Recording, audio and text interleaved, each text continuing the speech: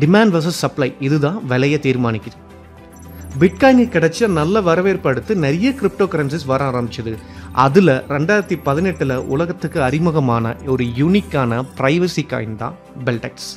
பெல்டெக்ஸ் பற்றி முழுமையான review video போட்டிருக்கோம், பார்க்காதவங்க மிஸ் பண்ணாமல் பாருங்கள்.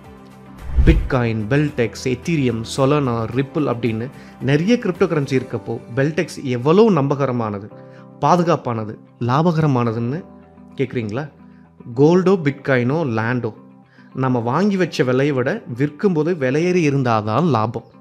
ஆனால் பெல்டெக்ஸை எக்ஸ்சேஞ்சில் வாங்கி அவங்களோட சிஸ்டர் கன்சர்னான ஏர்மேனில் ஸ்டேக் செய்யும் பொழுது காயினோட எண்ணிக்கை கூடிடுது. ஏர்மேனில் ஸ்டேக் செய்யும் பொழுது 3 வகையான பிளான் இருக்குது. 36 மாதம் இல்லைன்னா 60 மாதம். மாதம் ரிட்டர்ன்ஸ் வர மாதிரி பிளான் பண்ணிக்கலாம். இல்லைனா ஃபிக்ஸ்டு பிளானில் என் மெச்சூரிட்டி பல்காக இருக்க மாதிரி பார்த்துக்கலாம். இல்லைனா காம்போ பிளானில் மாதம் கொஞ்சம் ரிட்டர்ன்ஸ் வர மாதிரி, கான்ட்ராக்டோட எண்டில் கொஞ்சம் பல்கான ரிட்டர்ன்ஸ் இருக்க மாதிரி பிளானை சூஸ் பண்ணிக்கலாம். நம்மளோட தேவை என்னவோ அதுக்கேற்ற மாதிரி நம்ம பிளானை சூஸ் பண்ணிக்க முடியும். எது எப்படினாலும் நான் வாங்கி வச்ச பெல்டெக்ஸோட எண்ணிக்கையை விட என்னோட மெச்சூரிட்டி கான்ட்ராக்ட் முடியும் போது பெல்டெக்ஸோட எண்ணிக்கை கூடியிருக்கும். இதில் பெரிய ப்ளஸ் என்னென்னா பெல்டெக்ஸ் விலை ஏறினாலும் எனக்கு லாபம், விலை குறைஞ்சாலும் லாபம். இன்றைக்கி நேற்றுன்னு இல்லைங்க, சுமார் 6 வருஷத்துக்கு மேலே பெல்டெக்ஸை ஏர்மேன் கம்பெனி ரிட்டர்ன்ஸ் ப்ராப்பராக கொடுத்துட்ருக்காங்க. 6 வருஷத்துக்கு மேலே ப்ராப்பராக அவங்க கொடுத்துட்ருக்கிறது காயினை மட்டும் இல்லைங்க, நம்பிக்கையும் சேர்த்து தான். என்னோடய பணத்தை பேங்க்கில் போட்டு வச்சா வர ரிட்டர்ன்ஸ் வருஷத்துக்கு அதிகபட்சம் 6%. அதாவது 7% மேலே இருக்க விலைவாசி உயர்வில் பேங்க்கில் இருக்க பணம் வெறும் 6% தான் வளருது. அதுவே தங்கத்தில் போட்டு வச்சா வருஷத்துக்கு 11%.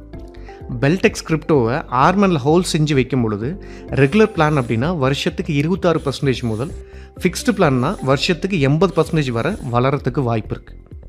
எல்லாத்துக்கும் மேலே பெல்டெக்ஸ் மாதிரியான ஒரு ஸ்டேபிளான கிரிப்டோ கரன்சியை வாங்கி வைக்கிறப்போ அது ஒரு நம்பகமான டிஜிட்டல் அசட், அதையும் வாங்கி வைக்கிறோம் அப்படின்றத நம்ம மறந்துடக்கூடாது. பெல்டெக்ஸில் நமக்கு இருக்க வாய்ப்புகள், ஒன்று சொத்தாக வாங்கி வச்சு சொத்தோட மதிப்பை கூட்டலாம். அடுத்து இது சரியாக இருக்குன்ற பட்சத்தில் பெல்டெக்ஸை வியாபாரமாக எடுத்து செய்யலாம். வியாபாரமாக எடுத்து செய்யும்போது நிறைய பெல்டெக்ஸ் காயினை இன்சென்டிவாக பெற முடியும்.